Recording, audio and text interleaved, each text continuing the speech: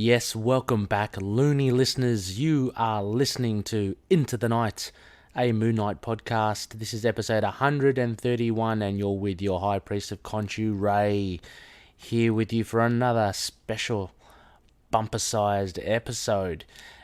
So welcome. 131, not really a significant number by any stretch of the imagination, but we do have a couple of hot gypsies here to lay down for you tonight. Now, it may seem that I am here by myself, and some would argue that I'm not. Some would say that, I've got a few other identities running around in my head, but I will be joined later on in the larger part of our show. So I just wanted, first off, as always, to remind listeners, we have a Patreon page. If you feel so inclined to donate or become a patron, there are a lot of bonuses there, a lot of incentives. Please check it out. It's in our show notes, and we've already got a few patrons who we love to dedicate the episodes to. Of course, we have an executive producer, Dustin Kurtz. He's got quite a high tier there. He's a Lockley, and Wayne, Josh, and James, co-producers and fellow patron members. So please consider joining. It's a fun thing, and it all goes towards the show. So we want to make it bigger and better and brighter and whiter, so everyone can see us coming. Now, what we're going to get to tonight, this afternoon, this morning, we have a bit of news. Now, this is probably a bit of old news now, considering, admittedly, this news dropped straight after the previous episode was recorded, so it was a bit annoying, but at least I'm going to cover it now here. So we'll have a bit of news. There's a big shout out to a Loony that I want to give a huge shout out to. More on that later. She's created some great Moon Knight artwork. We've got episode 8 of Yes, the hunt for Khonshu's Golden Sceptre, the continuation of our audio serial podcast or adventure. It's really cool, ramping up. I am loving doing these things, so it might be a purely indulgent thing, but look, hey, getting so much contribution from the other loonies, it's a blast. I hope you've been enjoying it. We're up to episode 8, so we'll drop that in, and then after the other side of that and the break, we'll go to an interview. We're doing our main segment, which is Khonshu's IDOLS. And that includes, and again, I did not look up the phase of the moon. It's one of the quarters. I think it's the, let's call it I think it's the last quarter, or it could be the first. Anyway, shame on you, Ray. Anyway, we have Khonshu's IDOLS, and I get to chat to a returning guest, Brian Warshaw. What is it good for? Absolutely. Listen to me. Host of Comics Now and action figure aficionado. He'll be joining me, and we'll be talking and going through the Mezco 1 to 12 white edition of the Moon Knight figure. Now, previously we did the Crescent edition, which was the black and white, almost Declan Shalvey-esque interpretation of Moon Knight, which was a limited edition, I believe, from the San Diego Comic Con. This time around, we'll be looking at the standard issue, White Knight version, and Brian and I will go through our. I really like the kind of review aspects of the action figures we did last time, so we'll be doing that again, as well as comparing it with the Crescent edition. So a lot of fun. Also, incidentally, Brian has posted up. He's got a YouTube channel where he does do his toy reviews, and he's already conducted one on the 2 Moon Knight figures, so check it out, and I'll chuck it in the show notes. But that is rounding off this episode, so a big one, as always. And also you got a bit of the Ray ramble at the beginning. Shout out to Looney Tunes for trademarking that. Okay, so let's get into news. Now, first off, we have obviously the huge news. We got a lot of response from this, from the April solicitations from Marvel. It was in the Newsarama website. Moon Knight will appear in the Avengers issue 33. It's going to kick off the massive Age of Khonshu event. It's going to be, tied to also the Serpent War miniseries, because we know now that Moon Knight has been given a massive upgrade, kind of like a deity now. Really, he's on par with Khonshu War. He's been given a sliver of Khonshu's power, so he's a lot more than just your street level hero. So hugely exciting for me. I think this is a very different direction for Moon Knight. He's going to, his powers are ambiguous as well. We know in the old Zelent's run of Fist of Khonshu, his power was strength, waxed and waned with the phase of the moon. Now it seems from Serpent War there's a lot more to it. It seems like he can conjure up some sort of energy crescent blades and stuff. That's what he used to defeat the worm. And also he makes mention towards the end of issue 4 that he can see or sense dead people as well. So a bit tricky, we don't know, but he's going to play a big part in the Avengers, and apparently going to take them all down. So yes, can't wait to see that.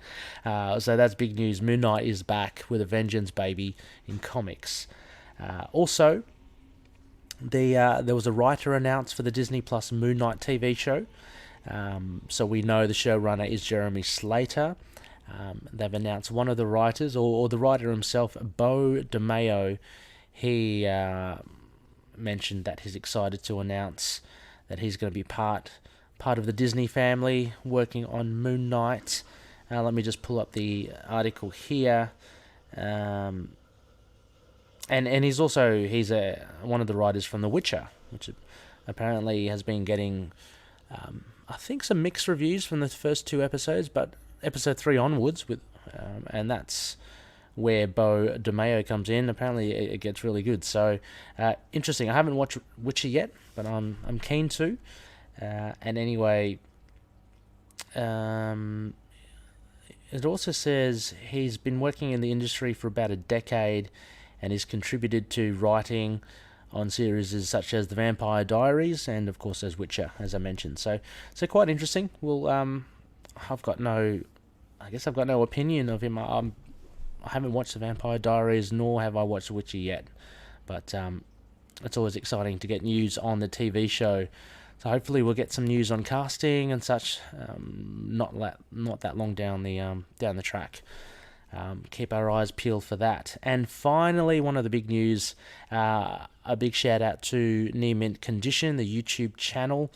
Omar does a fantastic job there. He is very thorough with the omnibuses, omnibuy, omniboo, as he calls it. And anyway, the last quarter of this year, 2020, it was announced amongst 14 others that Moon Knight will get an omnibus. So this is very exciting news for those that do love collecting collections and hardcovers and trade paperbacks. As to what series this will encapsulate, no details have been released.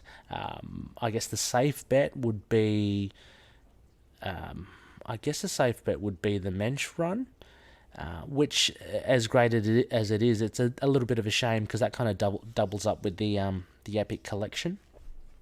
But it could be that, or it could be Fist of Khonshu onwards and a compilation of all the minis like that, Resurrection War, High Strangers. I would love to see it as a Mark Spector Moon Knight. I don't think you can fit 60 issues in an omnibus unless it is a big mother of an omnibus. But I guess we'll just have to wait and see. Maybe in the coming months or so we'll get more information there. So it's a very exciting. Those 3 bits of news: Moon Knight in comics, a bit more news on the TV show, and in omnibus form. So let me just do a quick... I'm recording this a little early on in the week, so I just want to make sure I don't miss out on any big news.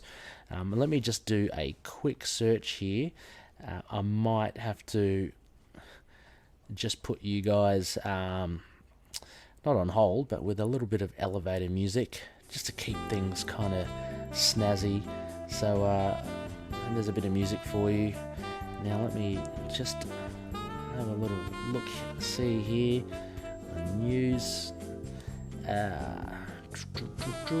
Okay, there seems to be, just from the time of recording, just more speculation about Moon Knight being the next Avengers villain.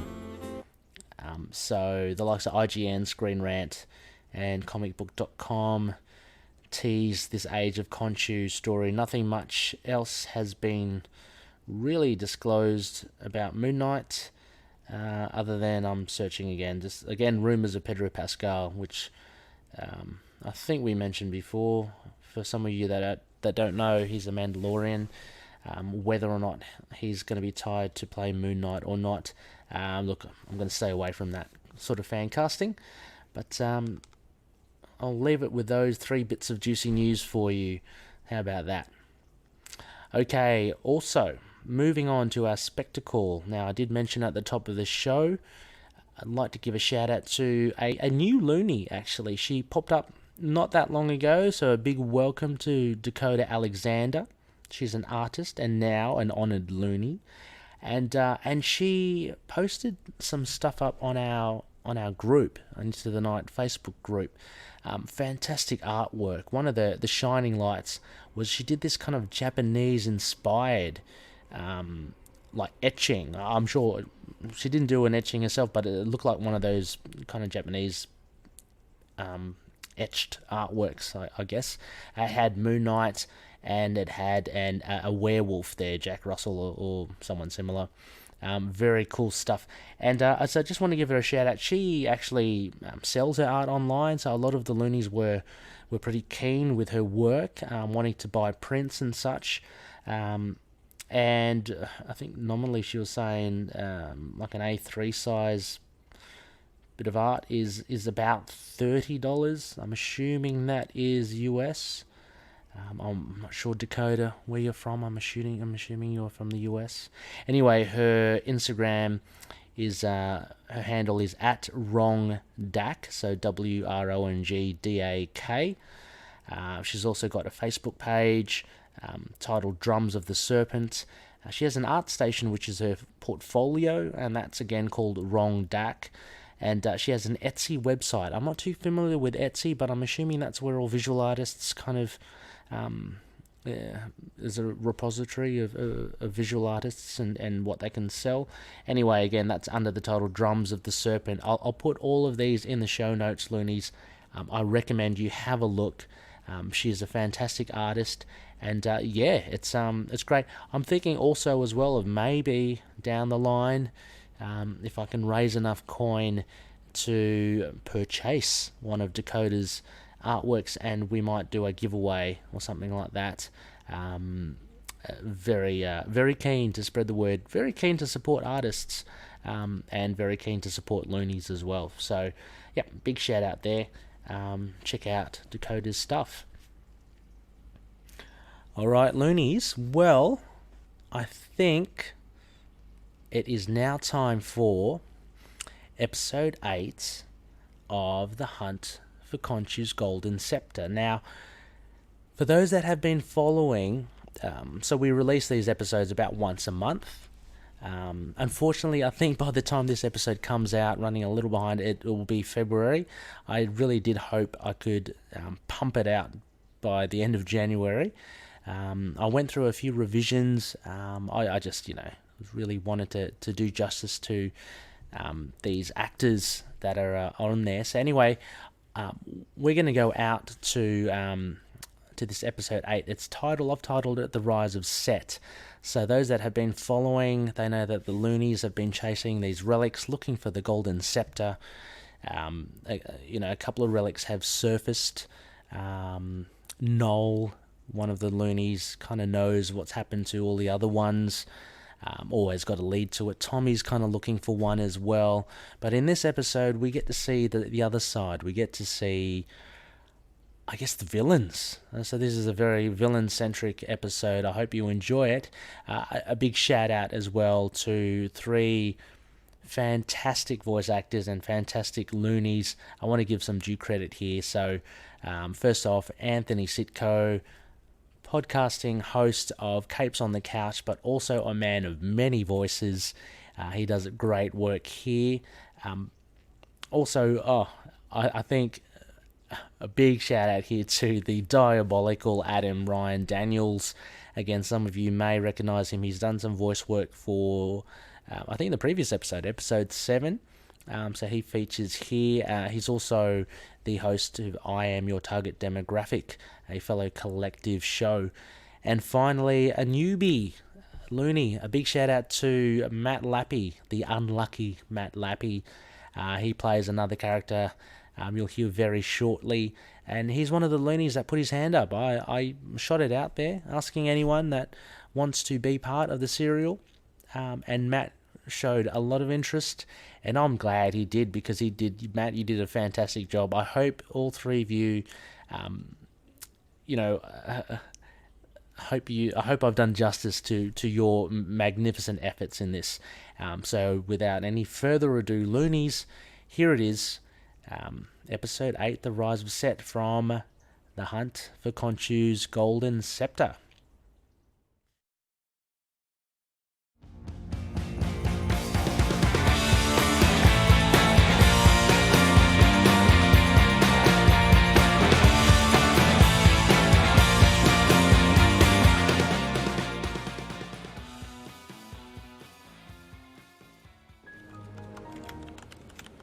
See you, Peter. Have a good night. You working back tonight? See you, Tony. No, I'm just finishing up here. Not much more, and then I'm done. Oh, a few of us are heading down to the Jolly Frog if you're keen. Couple of drinks. No thanks. I'm just gonna go straight home, I think. Have a quiet one. Suit yourself, you party animal. See you tomorrow. Yeah, right. Of course. See you.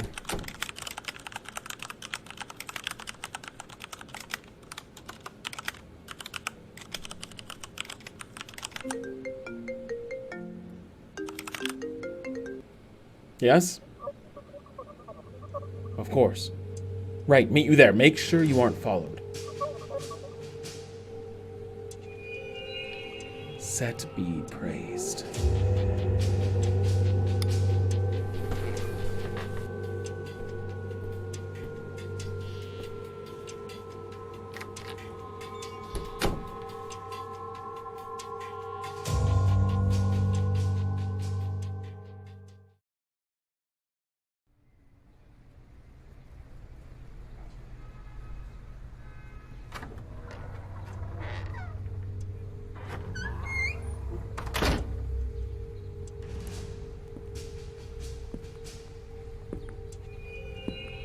Leader, thank you for your time. I am the head of the Serpents of Chaos here in New York. It's an honor to speak with you. Silence, cease your prattling. Give me what you know. Forgive me, Leader. The search for the relics goes well. We've retrieved the Orb of Horus from the embassy, though we ran into some trouble there. Spare me your useless stories. What matters is that we have the orb. What else? I've been in contact with our cell in Bosca Verde. The cell did not yield any results yet, but as you have advised, we know that Ma'at's blade is there somewhere. It should not be too long before we finally retrieve the relic. Ah yes, Ma'at's blade. Second only to Khonshu's golden scepter, it is the very thing we need to summon Apep, the true serpent of chaos. Curry, you will get this for me, no exceptions, that blade will be mine. Yes, fearless leader. Now be gone, out of my sight. I'm awaiting more important... Ugh. What is it, Almighty One? Yes, the Master yearns. Master? I thought you were... What? That green light. Glowing above us.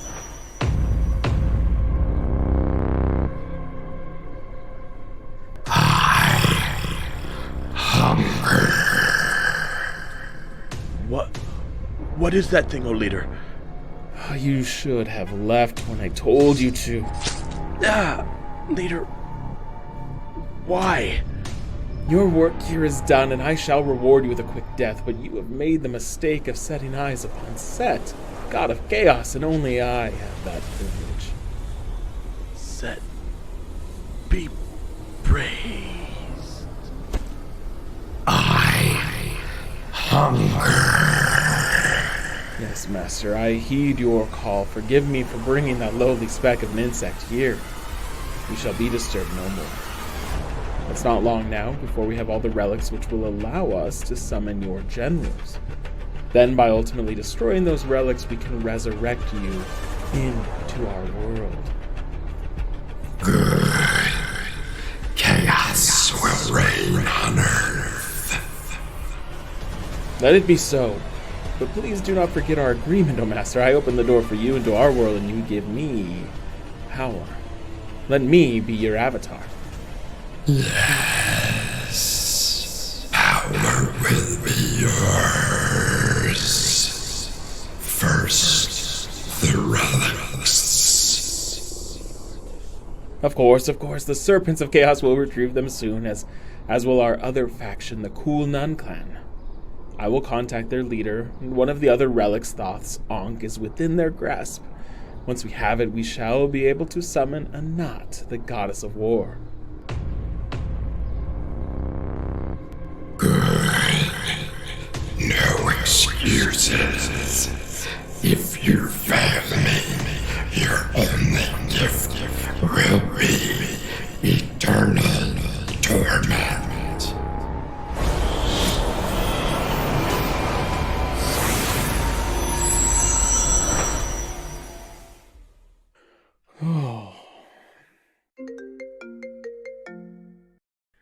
This is your leader, founder of the Serpents of Chaos, an ally to your Cool Nun clan. How goes your retrieval of Thoth's relic? Hello, leader. This is Connor of the Cool Nun clan. We should have Thoth's Ankh for you very soon.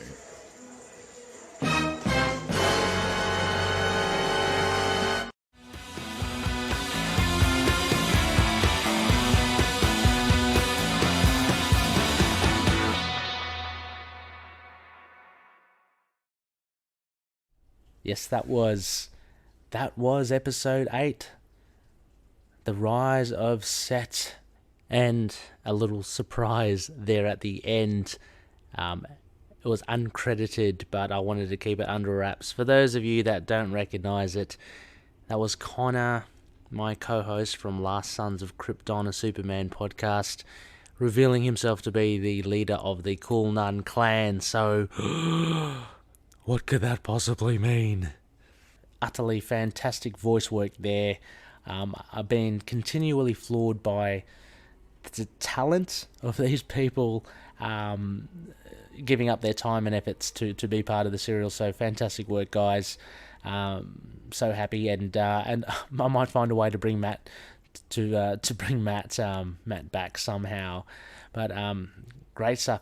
Now, okay, we're going to go to a short break, and on the other side of the break, I will be joined by Brian Warshaw.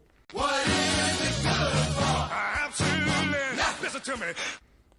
And we will be looking at KHONSHU'S IDOLS. We'll be looking at that Mezco 1 to 12 White Knight edition of Moon Knight. So catch you then. Hello, I'm Anthony, And I'm Dr. Issues. and we're hosts of Capes on the Couch, the podcast where comics get counseling. Superheroes don't always get to go home happy. That's where we come in. We offer psychiatric and mental health analysis of comic book characters. So check us out at capesonthecouch.live and across all social media platforms at Capes on the Couch. Hey there, everyone. I'd like to tell you about the YouTube channel I Am Your Target Demographic.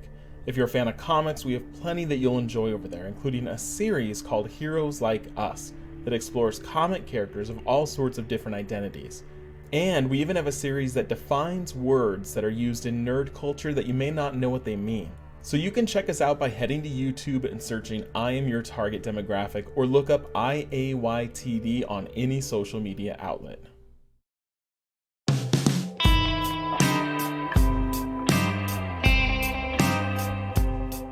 Welcome back, Loony listeners. You are listening to Into the Night, a Moon Knight podcast. This is your High Priest of Khonshu Rey, and I am with a very special guest. He's been on here before, episode 116. I did my homework, Brian.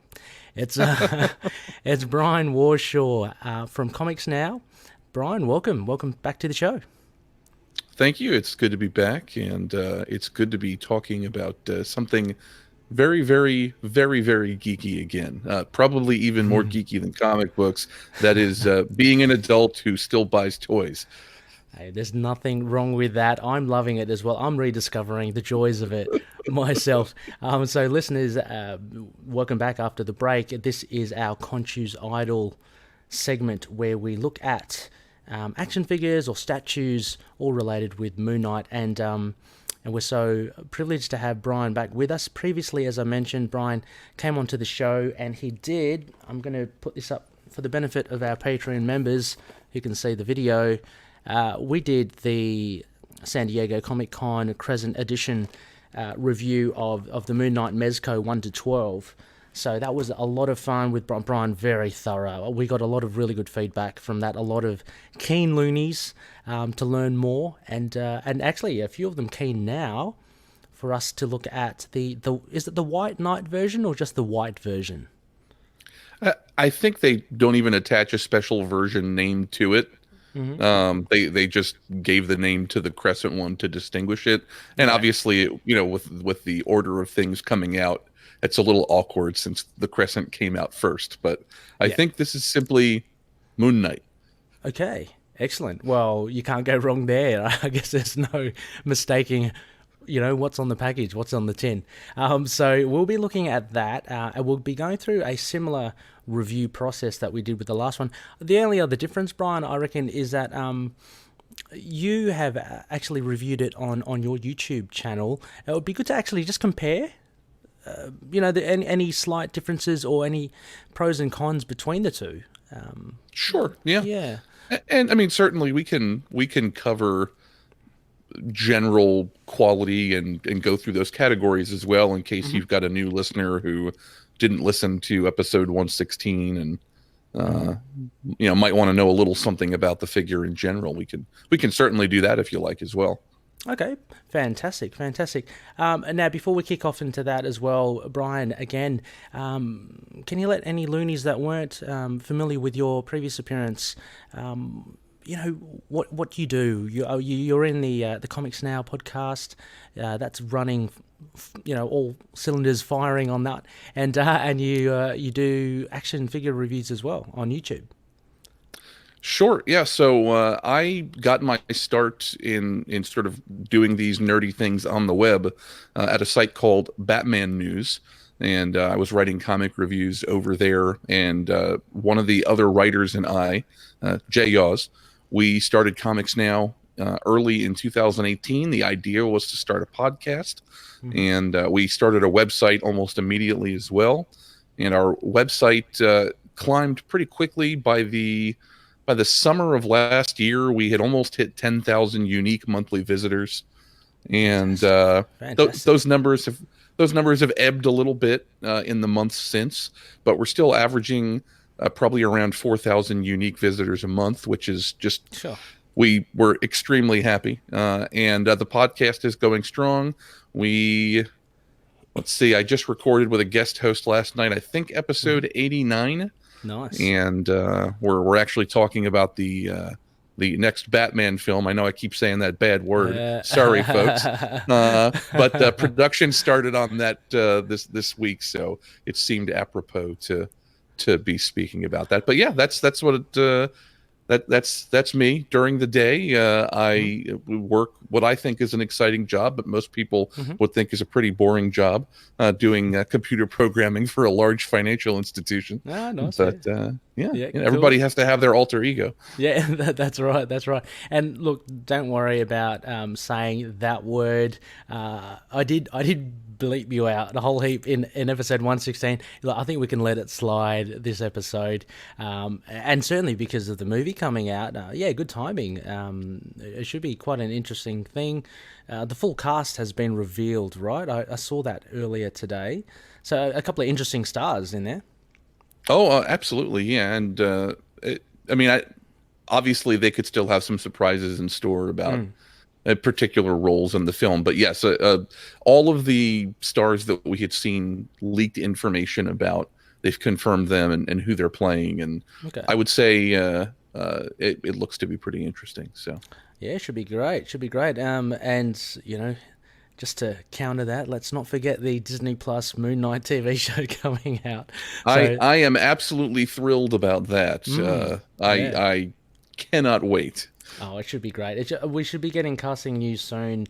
Not that long ago. Well, actually, this episode is a little late in the news, but at the top of the episode, I mentioned about the writer Beau DeMayo from The Witcher has been announced as one of the writers for Moon Knight. So that should be interesting. Have you watched The Witcher at all?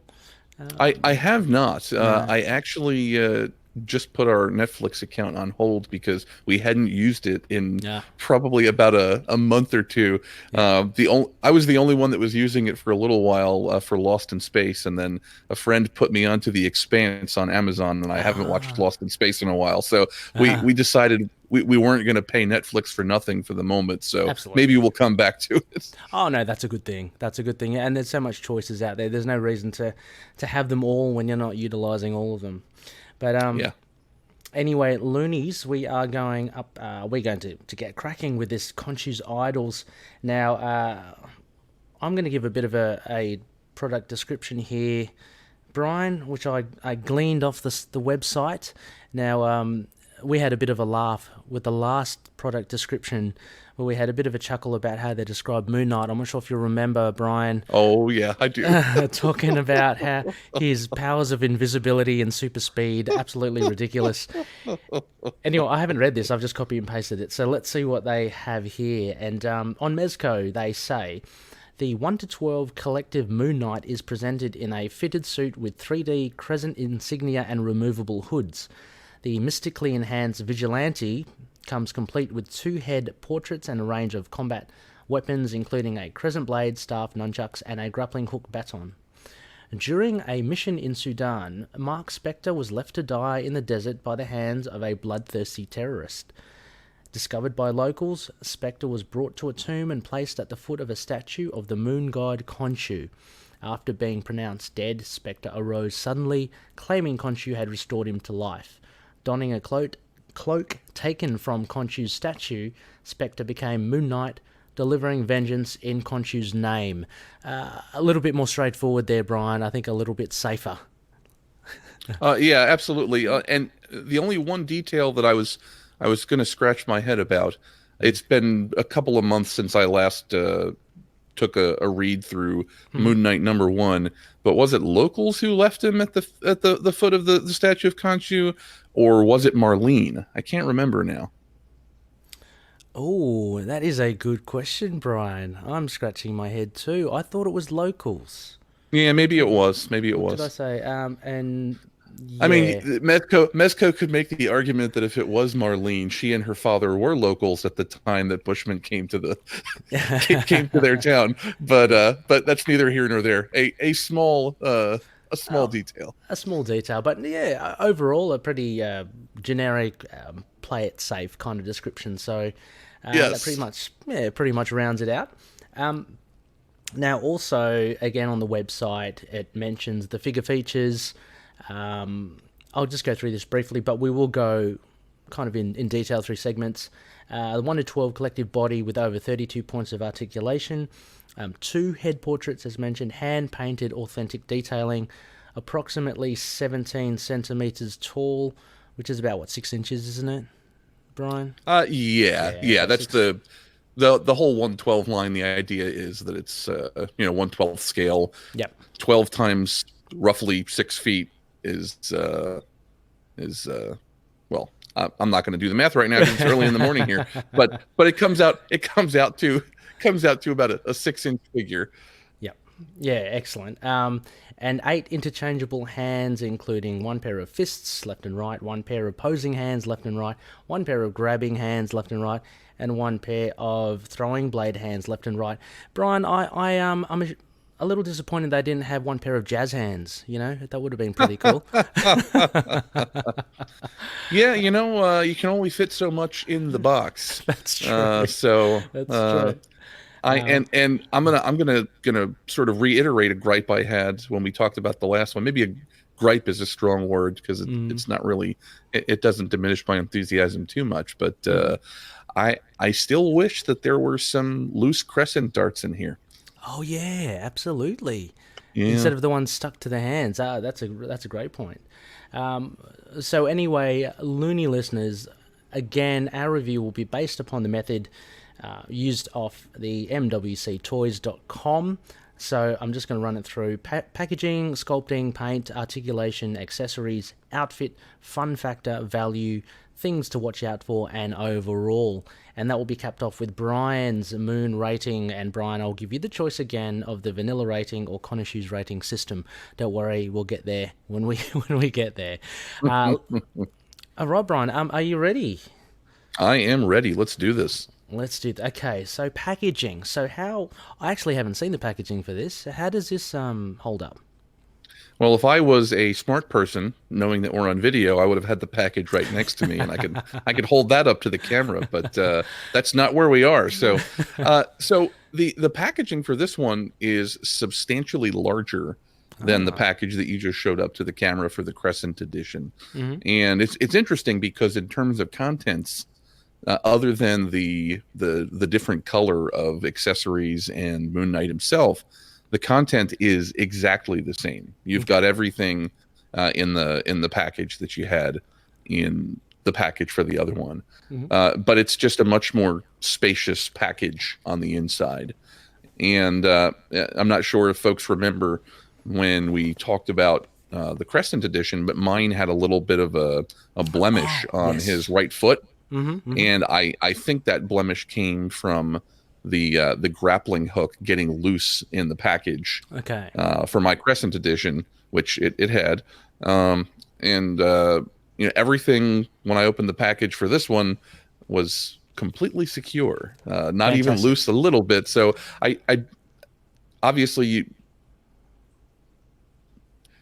you don't know how a smaller package could somehow make it easier for something to get out. You would think the opposite, but whatever the case, this box is larger. I do, at least on the outside of the box, prefer the Crescent edition, only because if you show them the back of yours, yeah, you've got that wonderful artwork there, and the back of the standard edition, it just shows. Oh no! What's in the box? It really, accessories, the figure, which this is not uncommon with their stuff. Okay. Even the dark, I have the Dark Side one, the Polystone Dark Side figure, and even the back of his package. And his package is this wonderful tin that I'll never throw away. Fantastic.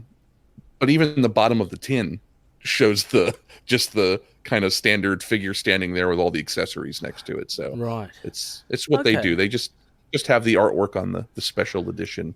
Well, I guess that's good. I mean, that is good. It makes that special limited edition all that more different from the rest. So I guess we can't complain about the back of this standard issue. It's consistent with everything else. Yep.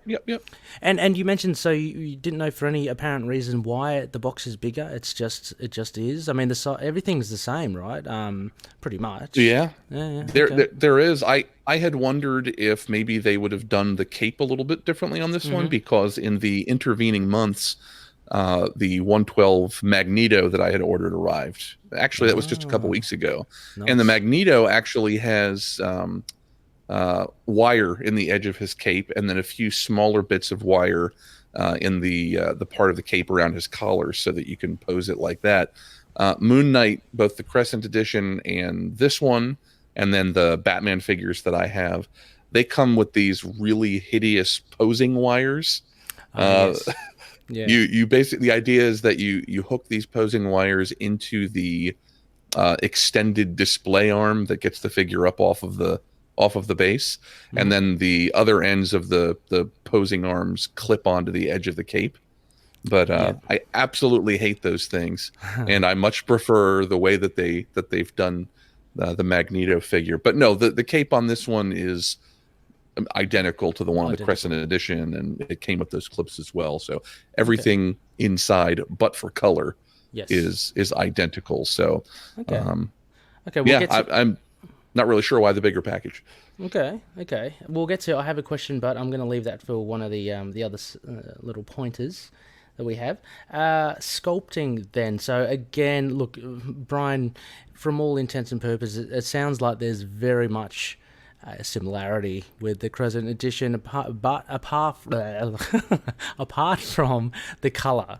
So sculpting wise, no extra details. Other than, and we'll talk about some of the other non-color differences when we talk about. I think is there a category there for the outfit, or we want to talk about that here as well? Yeah, outfit. There's one for outfit. Yep. Okay. Yeah. So the sculpting of molded plastic pieces is identical. There might be one tiny difference. So on Mark's boots, there are these great little details. It's on the Crescent Edition as well, where it looks like knife marks where somebody had, or some kind of blade mark where he had maybe blocked a sword with his shin guard or something like that. Yeah. And I feel like when I was looking at the two up close, there might have been one tiny spot where there was a blade mark that was different on the two of them, but I feel like that had to have been an accident, and maybe it was even a matter of the paint on one version accentuating that little mark on the plastic a little bit better than the paint on the other edition. Because I mean, it's not like somebody's sculpting these by hand. They're they're going through a manufacturing process. So and as you mentioned in the previous review, and for loonies that don't know about Mezco, the figures, there's a fabric covering to them anyway. Like the costumes themselves are fabric, right? So it's not like the sculpting is the actual arms, and as you'd get in a more traditional, like say Marvel Legends figure. So I guess it is a bit hard to discern between the two, but unless there are glaring problems or the absolutely plastic components of the pieces are very different, then you would probably pick that up. But it sounds like it's all the same. Well, let's go to paint then, Brian. Paint's the next one, and this is where the big difference is. Correct. Paint and outfit, because both of them, you've got the few exposed plastic pieces like the boots, gloves, and the head, and I guess the hood as well. The paint is fantastic. I mean, it's obviously whether you prefer the Crescent style, the more Marvel Now Declan Shalvey style, or whether you prefer the all white is a matter of preference. But I prefer the all white, and so I'm very happy that this one finally arrived. And I do like the other one as well, but this is the one that I was waiting for. This is the one that got me excited on the train back from Toy Fair last February. Cool. And so, yeah, and certainly the paint application, the quality here, just like on the Crescent Edition, is just the highest quality. Yeah, I think a lot of the appeal, maybe, Brian, and correct me if I'm wrong, is that with the white paint anyway, what you do see and what tends to come out is the texture. Like I've seen close-ups of the face, right, of Moon Knight's face on it. So with the white, it's a lot more apparent, and maybe that adds a bit more depth to it. I'm not too sure. But also, my second point to this as well, Brian, with the white paint, could you argue that it's a lot easier? Like the application was a lot easier, or do you think there's the same level of like care needed because it's all white, right? I don't know. I'm very layman. I mean, yeah. Considering that the underlying plastic is, I mean, I don't know what plastic is when you don't color it, but I think it's probably more of a grayish color of some kind. Yeah. Okay. You've still got to apply the paint sufficiently so that you're not seeing the underlying color, and then it's not necessarily perfect white. There's little bits of detail, like if you look at the boots and stuff like that, where it I don't know, it's not a bland white. It's there's a little bit more to it than that, and there's certainly if you look at the hood and you look at the boots and the gloves, those pieces are intricately molded enough that there's more than just the color that you're putting on to consider. Yeah. You've got to make sure that the paint is applied evenly, even in the tiny crevices on the boots and the gloves. And, a lesser manufacturer, that might look a lot more globby and messy, but it's just a very, very clean application. And I think I read on the site that a lot of the more intricate details are hand painted. Okay. So that might be part of the increased expense of a Mezco figure as well. Yeah. And this might bleed into the next point of articulation, but I remember last time, Brian, you were telling me about the paint application of, say, the other head of Moon Knight, where you do see the skin, and it has that... I think you put it similar to... It's kind of almost like a lifelike thing in that it glows. You know how real skin at a certain angle will kind of glow around the edges. I think. The big technical term I dropped was subsurface scattering. And, that's great. It's the material isn't actually translucent, but they've painted it such that I don't know.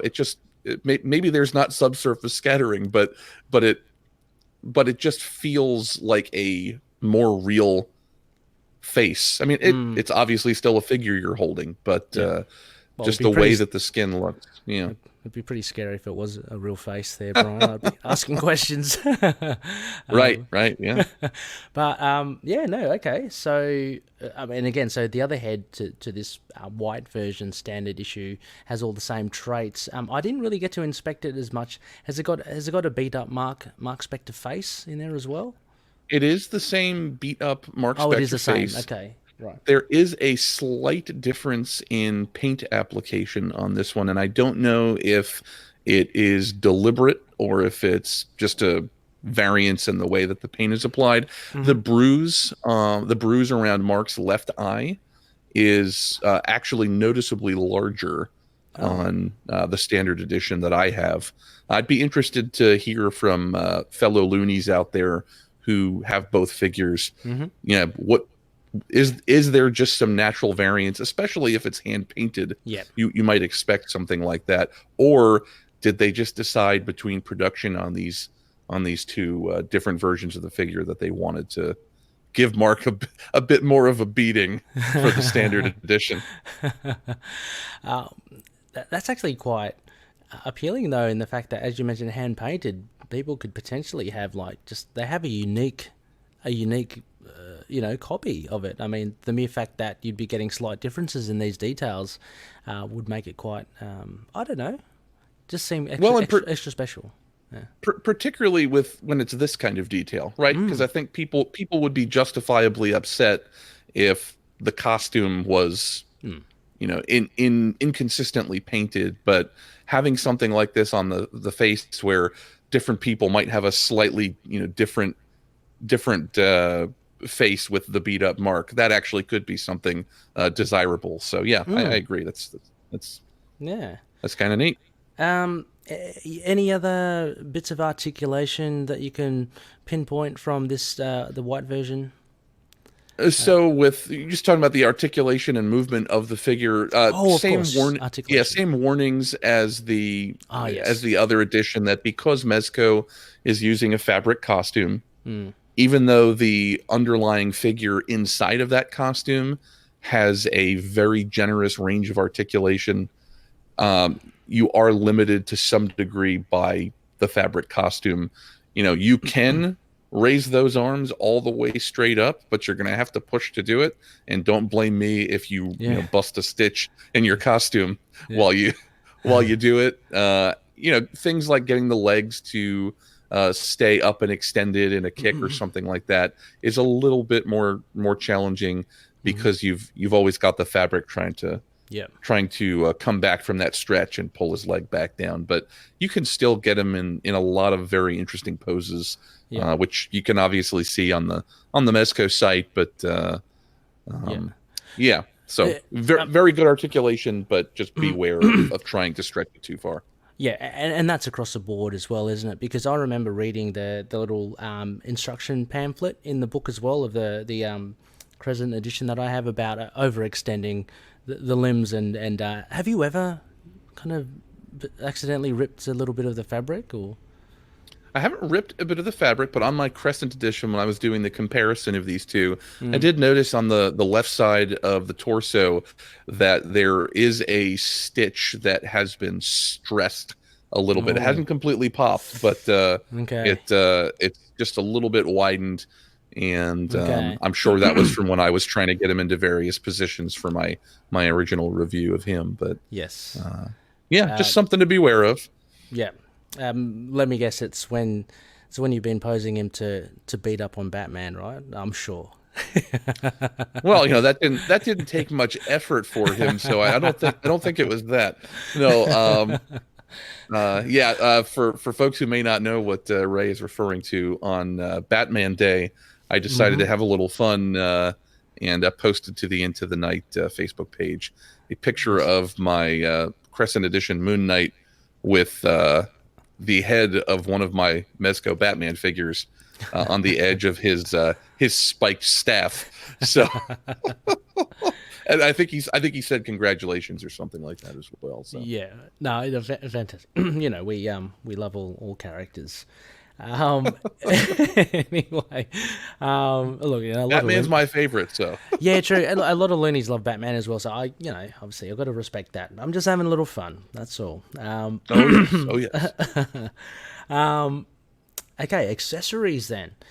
So again, Brian, I do believe, just running off this list, that it's very similar.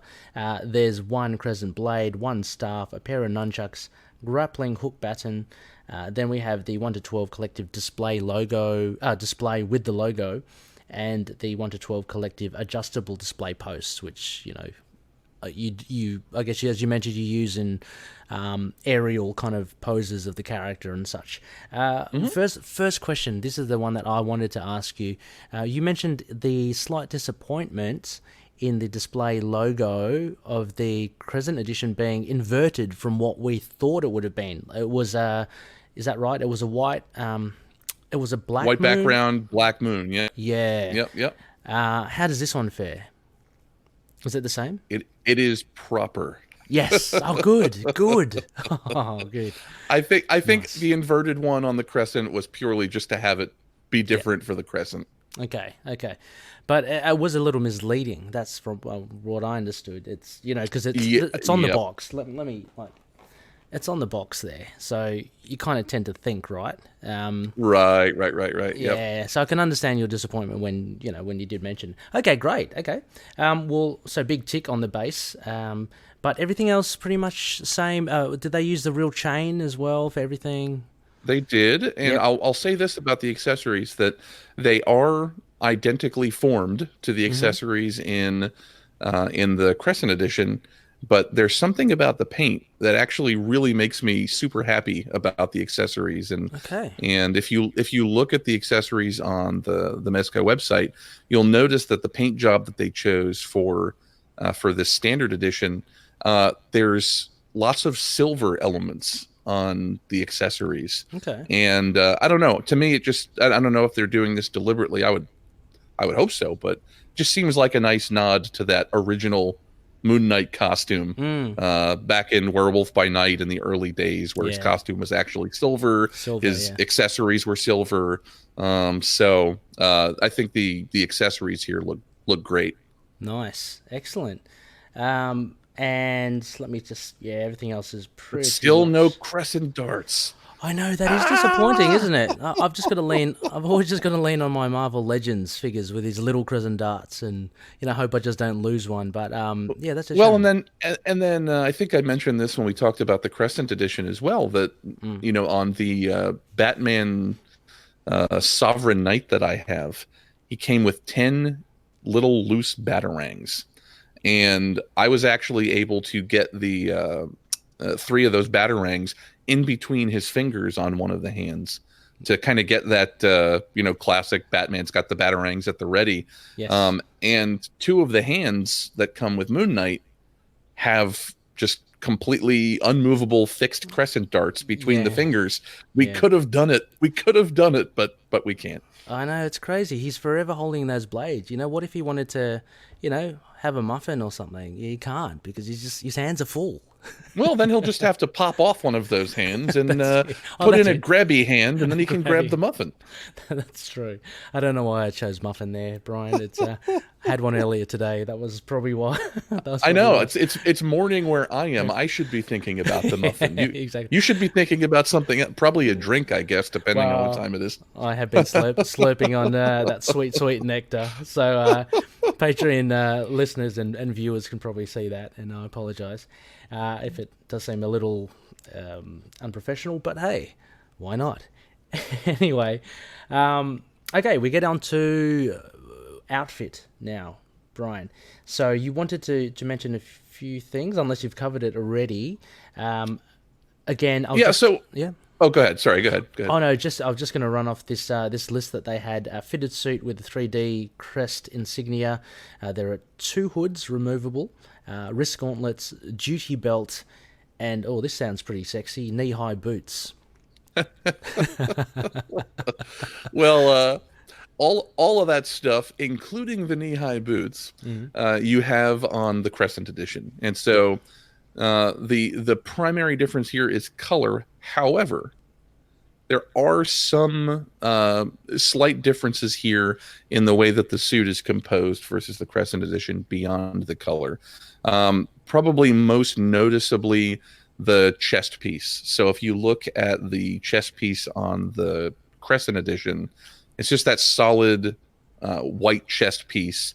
It really makes it really makes the Marvel Now comparison particularly strong, because that's such a prominent part of that look, is that you've got the black underlying suit and then a very prominent chest area in white with the moon logo on there. If you look carefully at the chest on the standard edition, and particularly if you have it in your hand and can feel it, you really just have the suit there. And the way the suit is composed is a combination of this underlying mesh-like material and then these little patches of a denser solid fabric kind of decorate the entire suit. You see this on the legs, and you can see this on the Crescent Edition as well. You've got the underlying mesh suit with all of these almost vinyl-like patches all over it. The chest piece on the Standard Edition, it's not really a single chest piece. It's I think 3, so 1 larger and then 2 at the edges of the pectoral muscles of these vinyl type patches, whereas it seems like more of a solid extra chest piece on the Crescent Edition. And then go ahead. Oh, sorry, I was just about to say that, I mean, you're raising some really good points, and I think, again, similar to what we did in episode 116, I might post up a little album of photos for this standard edition, so loonies can reference this as they listen, just to get an idea of those details that you're talking about, Brian. Yeah, I'll definitely get you some pictures. I'd be happy to do that. Oh, yeah. Okay, cool. Yep, that'd be great. Yep. And then the other differences on the suit is if you look where his arms are joining the rest of the body from the front of the figure. So right there by I guess that's by the shoulder joint, by the armpit. There are some slightly different patches, those little vinyl or whatever it is patches on top of the mesh. So very slight difference there. Definitely the sort of thing you are not going to notice unless you are somebody doing a comparison of the two. And then obviously the way that everything is colored is different, like we mentioned. But 99% of the suit, if you hold the two up together, you'll see the exact same composition, but for the color. Okay. Which we'll get to towards the end of this assessment, Brian, about just your take on and it's probably what you've mentioned on your video comparison, just between the two and what you prefer overall, and stuff like that. So I guess the next one, fun factor, very much similar. I mean, with the posability and the way all the movement, as you mentioned, articulations, all very much the same. Any other marked differences or points that you find that make this any more fun or less fun than?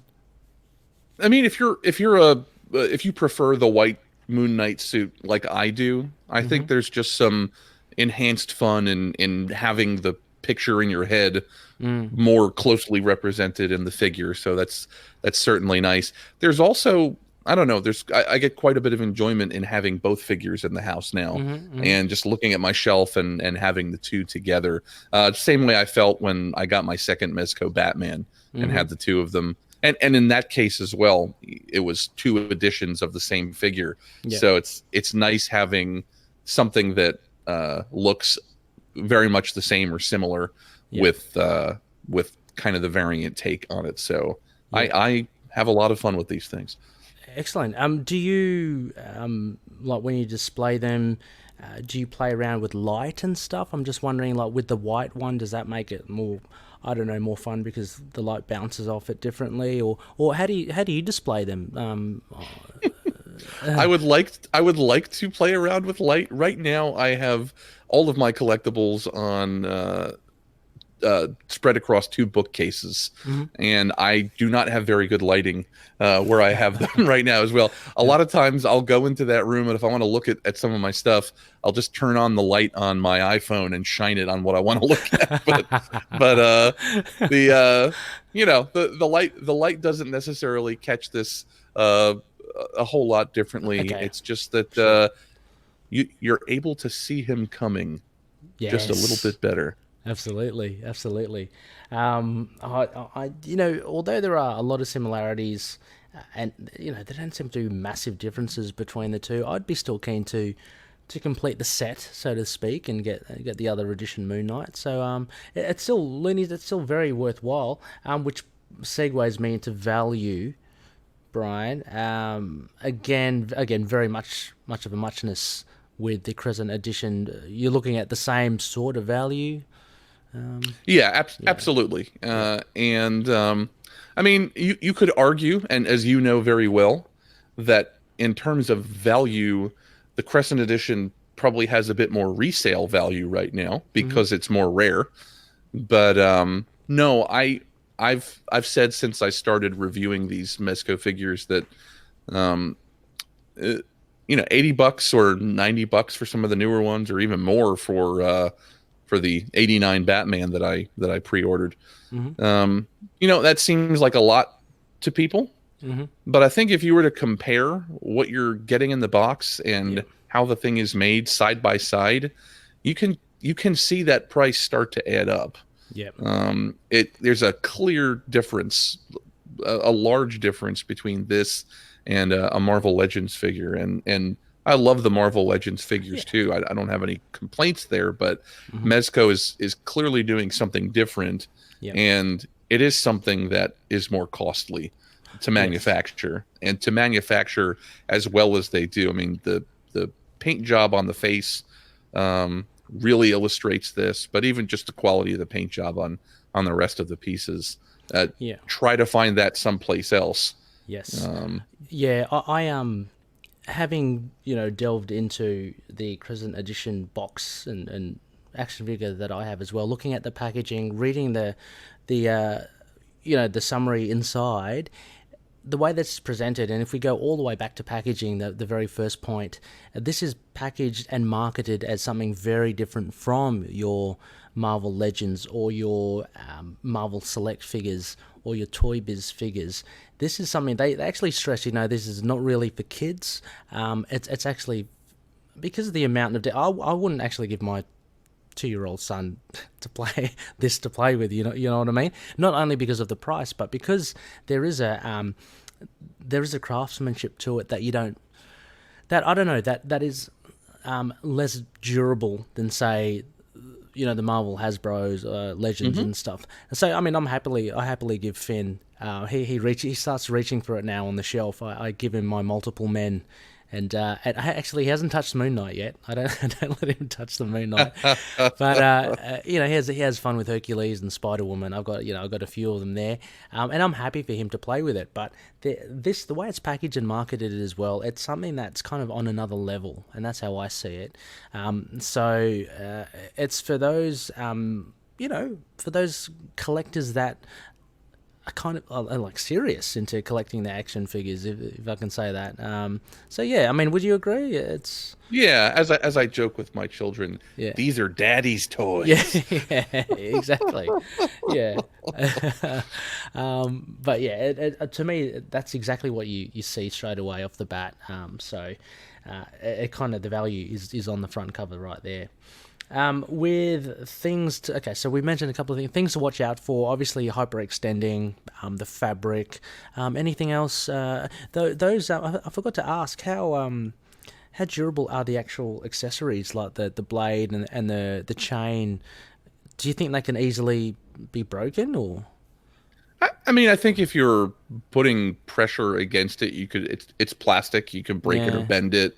Yeah. But that said, I think they're really well made considering the size and everything like that. So don't do anything foolish with them. And I think they'll last you a good long while. Yeah. I was planning on arming myself with it, just walking the streets, I'll whip out the nunchucks if I need to. They might be a little small, but don't use the grappling hook baton to scale the side of a building, and it should be okay. Damn. Okay. Well, I'll scrap that idea. I guess you're going to cancel your order now, huh? You were in it for the grappling hook. Well, no, my Saturday night's just a write-off now, so I was going to comb the streets. Okay. Well, okay. I mean, other than the usuals, and again, Loonies, if you do purchase these beautiful figures as well, there is a nice, as I said, pamphlet inside. They go through all the things just to be cautious of. So just don't try and bend them beyond what a human being can do, flexibility wise, stuff like that. Well, and listen to the resistance as you're trying to pose it. Yeah, if you feel that you're trying to pose it and it's getting difficult to move a limb in a particular direction. Yep. The underlying figure is not stiff like some of the new figures you might get from Marvel Legends or NECA or something like that. So if you're feeling resistance, don't fight the resistance, because it's probably the fabric that's fighting against you. And if you keep on trying to fight it, you're gonna rip the fabric. I have not done that, thankfully, but I would hate for that to happen to anybody. Oh, it would be. I mean, gosh, it would be. That would be an actual nightmare, because you can't really replace it, can you? I mean, you can't take the fabric off, can you? And put another. Like, they don't sell, costumes. I would be afraid that I would tear the costume trying to get it off, and so I think if it was already torn and you were trying to get it off, you may as well just cut him out of it and let him be a bland plastic figure underneath. Exactly. Right, well, we've come to the end of the assessment. Overall, I guess this would be the time to ask you, Brian, as well. Overall, your thoughts on this figure, but I also want to just get your take on side-by-side with the Crescent Edition. What are your thoughts, preferences over one or the other, or just, admiration for having both of them? I do love having both of them, but the as I've kind of hinted at or openly said throughout this, that I prefer Moon Knight in an all-white costume, and so this one's the clear winner for me. And then just in terms of my specific figures, my Crescent Edition had that blemish on the right foot. My Standard Edition was pristine out of the box, so it's the clear winner for me. But they're both of the exact same high level of quality, so you cannot go wrong with either one. Yeah, and something I forgot to ask you as well, from one of the points of value, Brian, because you mentioned also in the last episode, and just with you buying the standard edition one, the prices of the Mezco 1 to 12s are slightly increasing now than they have before, right? They're getting up, whether it's just natural inflation or whether they've just decided to raise the prices of them all. Has that affected you at all in, has it deterred you a little, or how do you find this? Is it, value-wise, you obviously still get them, but I don't know, just do you find it slightly a bit unfair? I don't know. Well, I would say folks probably need to keep an open mind in terms of judgment. Mm-hmm. So I don't hold it against anybody who says the price is getting higher than I'm comfortable paying. I can understand that, but I suspect that most of this or all of this is manufactured in China. Mm-hmm. And the cost of, not so much maybe the cost of the manufacturing, but even just the cost of shipping things out of China has been very volatile in the past year or two. And I've ordered a few things from the statue company Tweeterhead.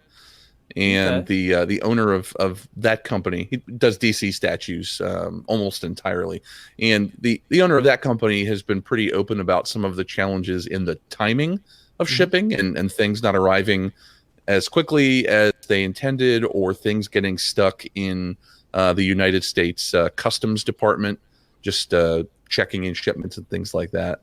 And then I do know that just with trade embargoes and things like that, and higher tariffs, not embargoes, but higher tariffs between the United States and China, that some of the cost of bringing goods here from China, that shipping cost has gone up. So I would say I would believe that expenses are rising in producing these. Okay. So I'm not going to judge the company for the cost going up. From a customer experience perspective, you can certainly understand somebody being frustrated that they paid. I think I told you that I paid. It was an $80 figure for the Batman Sovereign Knight that I have. Yeah, and then the Moon Knight figure, I believe, was $85. Yeah, and it has fewer accessories. Yeah, but it does have the real metal chain. So I don't know. It's a trade-off. Bit of a balancing act. Okay, right. Oh, well, no, that's very good. Actually, let's cap it off as well, Brian. I'll convert it to one of the rating systems. So what would you give this? I've forgotten what you gave the Crescent Edition, unless you've remembered, so I can always check. But what would you give this one? I feel like I didn't give it the top of the heap for the Crescent Edition because of the blemish and because it's not my preferred Moon Knight costume. Yes. But I am a very bad guest and don't have the document up in front of me, but that's all right. Whatever the top rating is, that's what I'm going to give this one, because I love it. Is it New Moon? New Moon's the other end or full moon. Full moon. There we go. Full moon. You could also give it a blue moon, Brian, which goes beyond 10 out of 10, but that's very. Is that what enables him to have his powers of invisibility? I'm not sure. Have you caught up with the latest as well? Like he's gone crazy powerful now, right? It's silly. It's fun. I can't wait. But Serpent War. Have you been reading that? I have not, unfortunately. Yeah, okay. I'll probably catch up with it once the whole thing is done, which I think is just about there, isn't it? So. Yeah, it's about there, but it's kind of continuing a little bit. So the news at the top of this show was Avengers 33 in April will be getting the Age of Khonshu, which is a massive... I saw that, yeah. Massive event. I can't wait. Jason Aaron's got big plans, but Mooney's got a bit of a... He's got like godlike powers, so that's it's going to be interesting to see. But anyway, going back, I digress. What a 10 out of 10, a full moon, hey? That's awesome. Full moon. Yeah, I'm absolutely delighted with this. I think the fact that they made Moon Knight at all was just amazing. I mean, it's what Mezco does. But when I was, like I said, on the train back from Toy Fair last year and was flipping through a booklet that we got in our press bags from the Mezco event, there was no Moon Knight on display in the Mezco booth. He was just hidden there in this little booklet, and I was just absolutely thrilled, and the fact that we ended up getting two different variations on Moon Knight was amazing. It's crazy. Really hoping there's a very obvious third variation that they could make that would sell very well, Mr. Knight. So, Mr. Knight, the only disappointment I think I have on these two figures, and it's a small disappointment, but given the character, it would have been kind of neat. Would have been kind of cool if there was a swappable head that was the shape of the Khonshu bird head. That was in the comics. Even a Jake Lockley head, with the mustache. And actually, the identities. It writes itself, doesn't it? Stephen Grant. Yeah. I think hold that thought for that bird skull, because I think that would be perfect for the Mr. Knight figure if they ever with the suit, I think that would be great. But I'm with you there. Jake Lockley, Stephen Grant, Mark Spector. You've got to have those heads there because that's kind of his big selling point, isn't it? So there you go, Loonies. I'm hoping you have gleaned a lot from this. There's been a wonderful conversation, Brian. I know we had I came across one of the Loonies here saying, "Look, I'm going to wait and listen to this show to see whether I pick up the white edition or not." Pick it up. Pick it up. So the Looney out there, I'm just reaching here. I think it was Loony Zach. A shout out to you. Look, the proof is in the pudding here. Brian is given a full moon, so go get yourself a copy, get yourself a figure. Brian, thank you so much for coming on again. It's so much fun talking to you about this. This is your forte. I'm learning. I'm loving it. It's brilliant. You're welcome back anytime. My pleasure, and thank you very much for having me.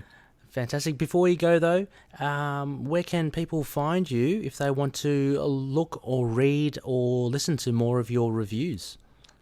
You can find me through Comics Now, so that's comics-now.com.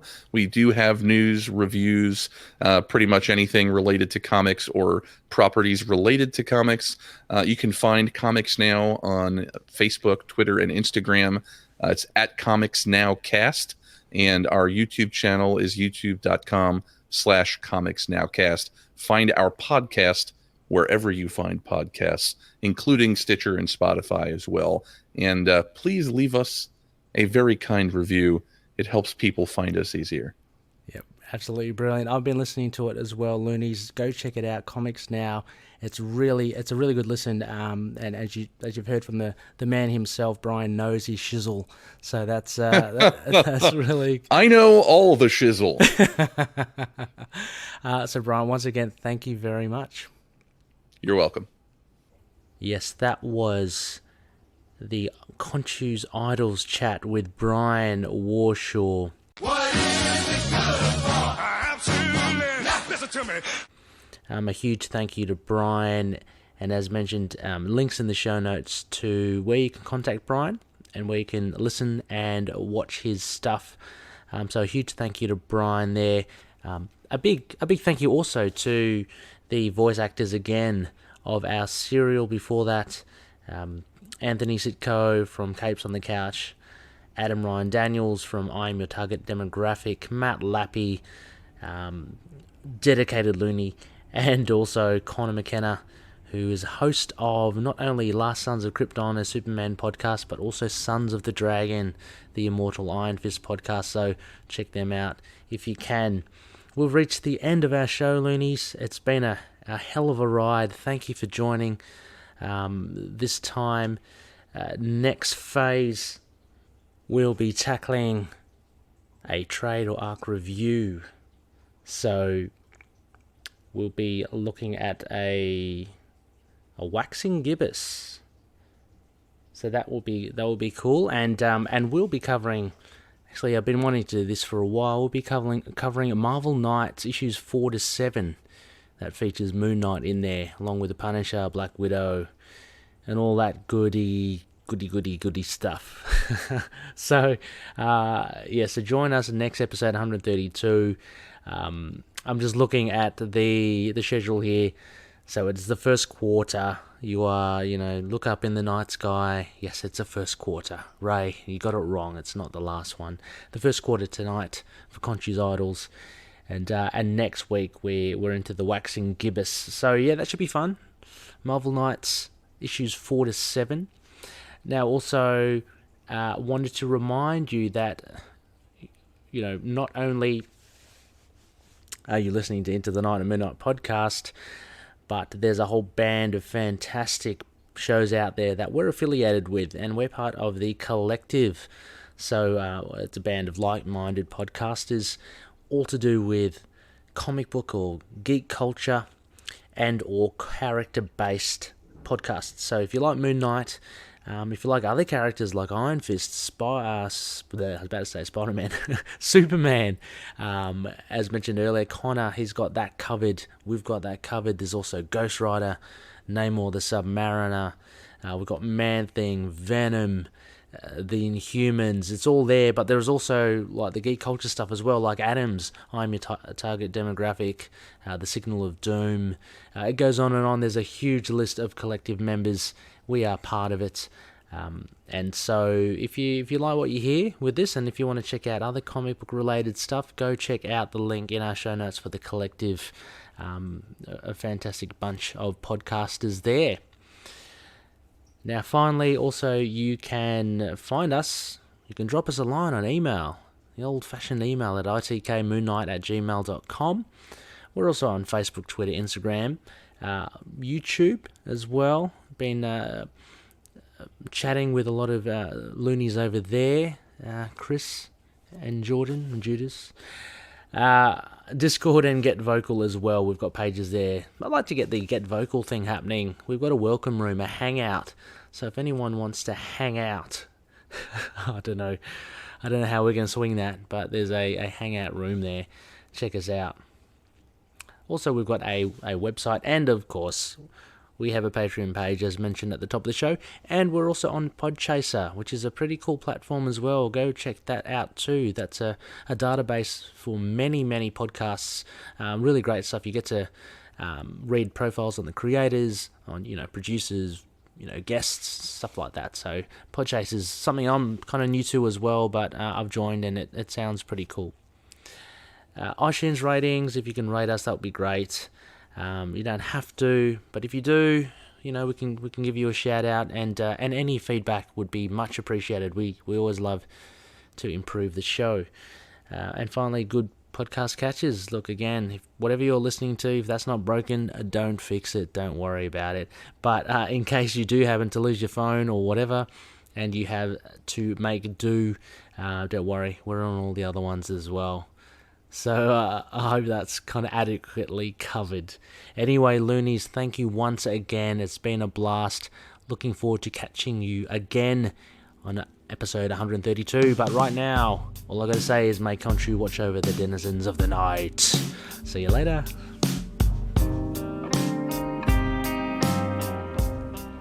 Moon Knight and affiliated characters, stories and events are properties of Marvel Characters Incorporated. Materials used and discussed within the podcast are intended for critique and review purposes only under the fair dealing concept of the current Copyright Act. The views, information or opinions expressed during the podcast are solely those of the individuals involved and do not necessarily represent those of the copyright owners.